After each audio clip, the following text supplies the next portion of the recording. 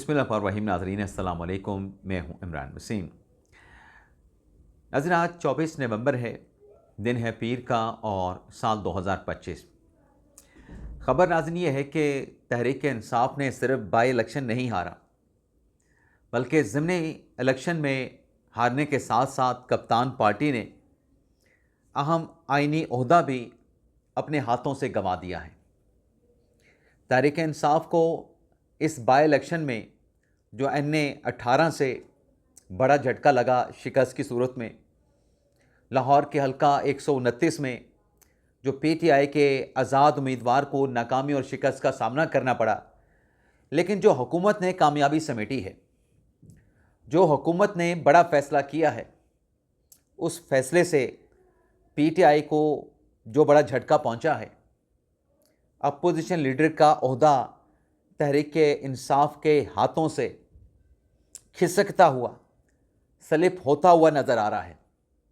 और आइंदा आने वाले दिनों में इस सिलसिले में क्या बड़ी डेवलपमेंट हो सकती है, क्या पेशरफ्त हो सकती है, इस खबर की डिटेल प्रोग्राम में आपके साथ हम शेयर करने जा रहे हैं। लेकिन प्रोग्राम का आगाज़ करने से पहले एक तो आपसे दरख्वास्त करेंगे कि चैनल को सब्सक्राइब कर लें, बेल आइकॉन का बटन प्रेस करें। वीडियो पसंद आए तो वीडियो को लाइक और शेयर ज़रूर कर दीजिएगा। लेकिन इसके साथ साथ व्लॉग का आगाज़ हम रैपिड फायर से करेंगे।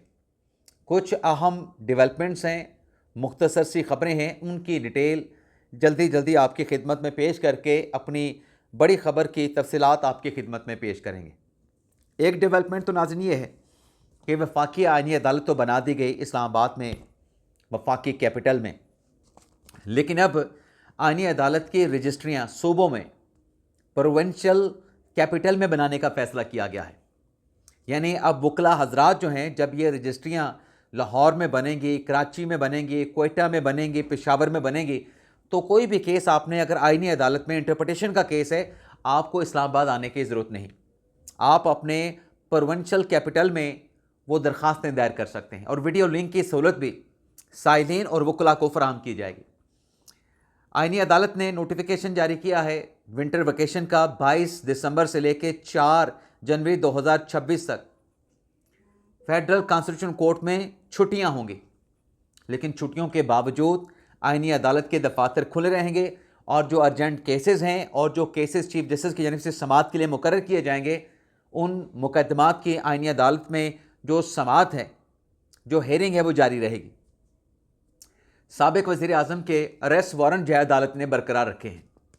ये साबिक वज़ीर आज़म सरदार तनवीर अलियास साहब हैं, जिन पर डिप्लोमेटिक पासपोर्ट के नाजायज़ और गलत इल्ज़ाम का केस है, आज पेश नहीं हुए।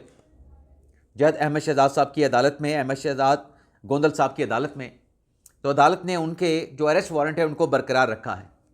गंडापुर साहब भी पेश नहीं हुए। गंडापुर साहब के भी अदालत ने अरेस्ट वारंट बरकरार रखें। लेकिन यहाँ पर नाज़रीन एक सवाल है, वो सवाल ये है कि अलीमा खान साहबा अगर पेश नहीं होती हैं, एक पेशी पे, दूसरी पेशी पे, तीसरी पेशी पे उनके खिलाफ अल्टीमेट जो कार्रवाई है, उनके अकाउंट्स फ्रीज करना, उनके बैंक अकाउंट्स को बंद करवा देना, उनका CNISI और जो पासपोर्ट है उसको ब्लॉक कर देना, प्रॉपर्टीज़ की डिटेल हासिल कर लेना, यहाँ पर तो दर्जनों बार अलीमीन गंडापुर को नोटिस किया गया है। लेकिन इनके खिलाफ इंतहाई कार्रवाई अभी तक जज साहब ने, मुबशर हसन चिश्ती साहब ने ऐसी कोई कार्रवाई का आगाज़ नहीं किया कि गंडापुर साहब का पासपोर्ट ब्लॉक कर दें, उनका शनाख्ती कार्ड ब्लॉक कर दें, उनकी प्रॉपर्टीज़ की डिटेल मंगवाई जाए, उनका नाम ECL में डाल दें। तो ये नाज़रीन एक डिफरेंट सलूक नज़र आता है कि अलीमा खान के मामले पे अदालत का कुछ और एक्शन था, कुछ और रवैया था, और गंडापुर के मामले पे अदालत का कुछ और रिएक्शन है। हुज़ैफा रहमान साहब वफाकी मिनिस्टर हैं, उनके खिलाफ केस था कोड ऑफ कंडक्ट की खिलाफ वर्जी का NA 185 DG खान में। आज इलेक्शन कमीशन ने जो नोटिस लिया था, उस नोटिस की समाअत से पहले ही वफाकी वज़ीर हुज़ैफा रहमान इलेक्शन कमीशन की अदालत में रज़ाकाराना तौर पे पेश होकर उन्होंने गैर मशरूत तौर पे माफ़ी मांग ली है। हुज़ैफा रहमान साहब ने कहा कि DG खान के हल्का NA 185 में जो इलेक्शन हो रहा था, मैं उस कैंडिडेट को सपोर्ट नहीं कर रहा था, एक म्यूज़िकल कंसर्ट में गया था, मैंने किसी उम्मीदवार की कंपेन नहीं चलाई, बल्कि नून लीग का जो उम्मीदवार था उसके साथ तो मेरा सियासी इख्तलाफ भी था, लेकिन मैं इलेक्शन कमीशन के सामने पेश होकर गैर मशरूत तौर पे माफ़ी मांगता हूँ और अपने आप को ECP के सामने सरेंडर करता हूँ। तो इलेक्शन कमीशन ने वफाकी वज़ीर को जो है वो तहरीरी जवाब दाखिल करवाने का हुक्म दे दिया है। लेकिन ऐसे ही कोड ऑफ कंडक्ट की खिलाफ वर्जी असद कैसर साहब ने भी की है।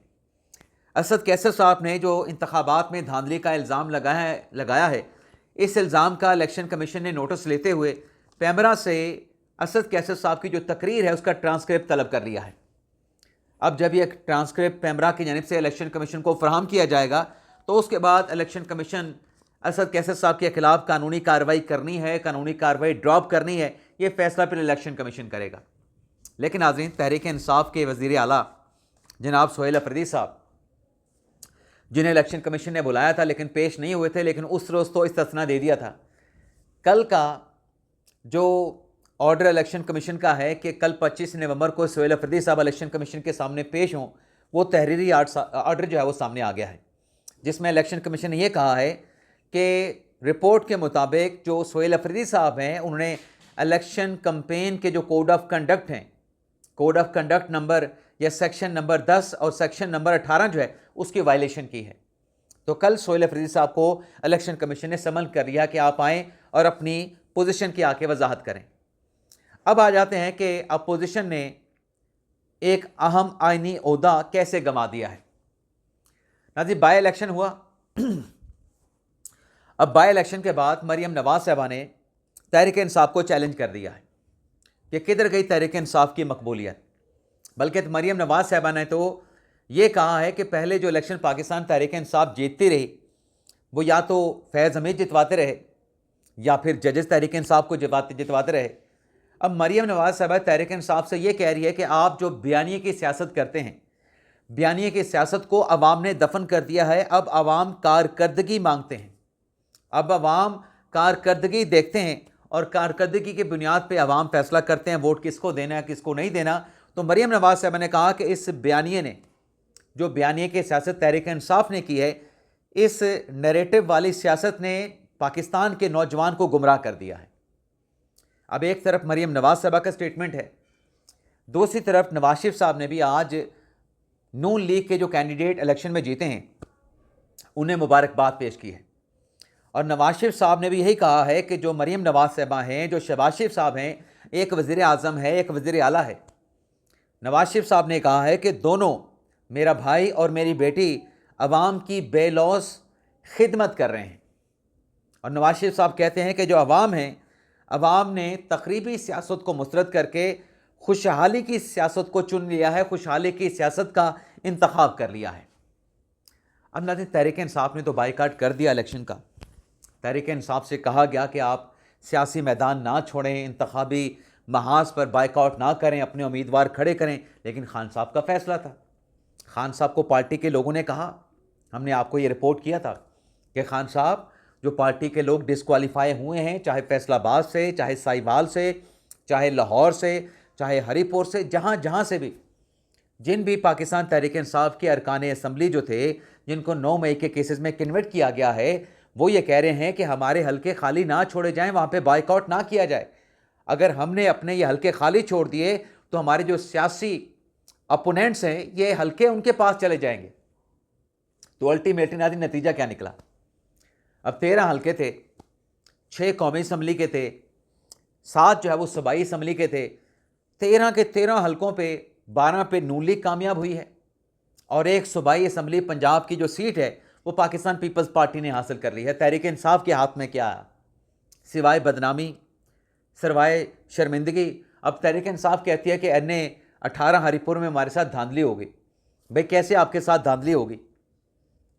इंतज़ामिया आपकी, इलेक्शन स्टाफ आपका, इलेक्शन कमीशन का सिर्फ मॉनिटरिंग का रोल है, निगरानी सुपरविजन का रोल है। DPO आपके, रिटर्निंग अफिसर आपके अपने सूबों के, प्रिजाइडिंग अफिसर भी आपके अपने सूबों के। तो धांधली कहाँ से हो गई? 1,20,000 वोटों की कैसे धांधली हो सकती है? 80,000 के मार्जिन से जीते थे उमर अयूब साहब, 80,000 के मार्जिन से राजा बाबर नवाज से फरवरी 2024 के इलेक्शन में। अब वो 80,000 की लीड भी कम हुई और ऊपर 45-44,000 की लीड और चढ़ गई। उमर अयूब साहब की जो अहलियाँ हैं, शहरनाज उमर अयूब, वो 44,000 की लीड के साथ आ रही हैं। पहले ये 80,000 की लीड से जीते थे, तो 80,000 तो वो जो लीड कम हुई और 44,000 ये। अब ये सिर्फ बाई इलेक्शन नाज़रीन नहीं आ रहे, बल्कि इस इलेक्शन के जो नताइज हैं, इन नताइज ने जो पार्लियामेंट में सियासी पॉलिटिकल पार्टी की जो पोजीशन है उसको भी तब्दील कर दिया है। सारी गेम को बदल के रख दिया है इन बाई इलेक्शन के नताइज ने। अब कैसे नाज़रीन, इस वक्त नाज़रीन आप ये देखें कि कौमी असम्बली में जो PTI के जो अरकान हैं उनकी तादाद जो है वो 75 है। अभी 9 मई के कुछ और केसेस भी, उनके भी फैसले आने हैं, लेकिन चलें वो जब फैसले आएंगे तब देखा जाएगा कौन डिस्क्वालीफाई होता है, कौन डिस्क्वालीफाई नहीं होता। लेकिन 75 नंबर इनके पास हैं। एक सीट MWM की है, एक दो सीटें किसी और की हैं, तो ये 75 से बढ़ के इनका नंबर जो है वो मैक्सिमम 77 78 तक चला जाता है तहरीक इंसाफ के अरकान का। लेकिन यहाँ पे ये भी आपने तकसीम या तफरीक रखनी है कि ये तहरीक इंसाफ के नहीं, ये दरअसल आज़ाद हैं सारे। इनमें अगर कुछ अरकान डंडी मारना चाहें तो डंडी मार के किसी तरफ भी पलट सकते हैं, जब चाहें सियासी करवट लेके दूसरी तरफ पांसा पलट सकते हैं। अब आप देखें कि जो इन बाई इलेक्शन के नतीजे में मुस्तफा नवाज़ को जो सादा अक्सरियत कौमी असम्बली में हासिल हुई है, अब उस सादा अक्सरियत के बाद नून लीग को पीपल्स पार्टी की ज़रूरत नहीं सिंपल लेजिस्लेशन करने के लिए। मुस्तफा नवाज़ दीगर सियासी जमातों को अपने साथ मिला के सादा अक्सरियत के साथ आम कानून साजी पार्लियामेंट से करवा सकती है। उसमें बेशक पीपल्स पार्टी नून लीग के साथ ना आए, अलबत्ता अगर पीपल्स पार्टी अलग होती है और सादा अक्सरियत के साथ हुकूमत अपनी, मतलब नून लीग जो है अपनी हुकूमत को बरकरार रखती है, अपनी हुकूमत को चलाती है, तो जब कभी भी अगर आपको आईनी तरमीम के लिए 2/3 अक्सरियत दरकार है तो आप पीपल्स पार्टी से रजू करके उनसे तावन मांग सकते हैं। जैसे पहले हुकूमत जो है वो पीपल्स पार्टी से 26वीं तरमीम पे और 27वीं तरमीम पे तावन मांग चुकी है। अब अगर नाज़रीन पाकिस्तान पीपल्स पार्टी की तादाद आप देखें कौमी असम्बली में वो 74 है। अगर पीपल्स पार्टी आज ये फैसला कर ले कि जैसे आज़ाद कश्मीर में वज़ीर आज़म उन्होंने अपना बनवा लिया है, जरदारी साहब, बिलावल जरदारी साहब ये फैसला करें कि कौमी असम्बली में अपोजिशन लीडर भी पाकिस्तान पीपल्स पार्टी का होगा, तो बड़ी आसानी के साथ बना सकते हैं। 74 नंबर तो उनके अपने हैं, तहरीक इंसाफ के 75 हैं। तहरीक इंसाफ के 2-4 आज़ाद लोग तोड़ के अपना अपोजिशन लीडर ये बना सकते हैं पीपल्स पार्टी वाले। तहरीक इंसाफ के हाथ से तो अपोजिशन लीडर का ओहदा गया ना फिर। या बेशक तहरीक इंसाफ के आज़ाद लोगों को ना शामिल करें, मौलाना साहब के साथ बड़ी अच्छी वर्किंग रिलेशनशिप है पीपल्स पार्टी की। मौलाना साहब को साथ मिला के अपोजिशन लीडर का जो ओहदा है वो पाकिस्तान तहरीक इंसाफ सिक्योर कर सकती है। 10 सीटें हैं मौलाना साहब की कौमी असम्बली में।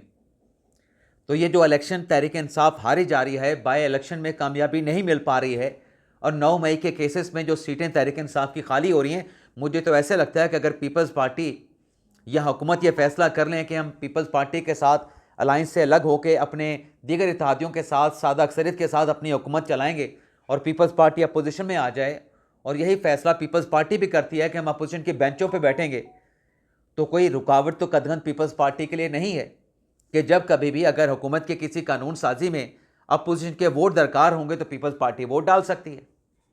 ऐसी कोई आनी रुकावट या कदगन नहीं। तो नुकसान किसका हुआ ये बाइकआउट, इलेक्शन के बाइकआउट करने का, इलेक्शन हारने का, बाई इलेक्शन में बदतरीन नाकामी का। तो मैं तो ये कहता हूं कि जो यहां पे लोग बात कर रहे हैं कि पीपल्स पार्टी को झटका लगा है, नून लीग जब चाहे पीपल्स पार्टी को इत्तेहाद से अलग कर दे, मेरे ख्याल तो जितनी अच्छी वर्किंग रिलेशनशिप है, अगर कहीं बैठ के इन्होंने ये प्लान कर लिया कि पीपल्स पार्टी जाके बैठे अपोजिशन में, या पीपल्स पार्टी ने कहा कि आप हुकूमत करें, हम अपोजिशन में जाके बैठते हैं, अपोजिशन लीडर भी हमारा होगा, हम अपोजिशन भी करेंगे, आपको क्रिटिसाइज़ भी करेंगे, जहाँ पे आपको तावन दरकार होगा तो उस पर हम पार्टी की सतह पे फैसला करके आपके साथ हम तावन भी एक्सटेंड करेंगे। तो तहरीक इंसाफ के पल्ले क्या रह जाएगा? बल्कि तो मैं यूँ कहूँगा कि अपोजिशन लीडर का ओहदा अब हुकूमत के हाथ में आ चुका है। पीपल्स पार्टी की गोद में अपोजिशन लीडर का ओहदा जा चुका है। अब अगर ये दोनों जमातें या सिर्फ पीपल्स पार्टी अपना अपोजिशन लीडर लेके नहीं आती तो ये उनका सियासी फैसला होगा। अदरवाइज पीपल्स पार्टी इस पोजीशन में आ चुकी है कि वो अपनी जमात में से अपोजिशन लीडर जो है वो जिस मर्जी को मुंतखब करवा ले। तहरीक इंसाफ अब पोजीशन लीडर की दौड़ से बाहर जा चुकी है, बाहर निकल चुकी है। तो ये था नाज़रीन हमारा वीडियो लॉग, जो ख़बरें आपके साथ तफसीलात शेयर की, उम्मीद करते हैं कि आपको पसंद आई होंगी। आपसे इजाज़त चाहते हैं। अल्लाह ताला हम सब का हामी नासिर हो। अपनी ढेर सारी दुआओं में याद रखिएगा। पाकिस्तान जिंदाबाद।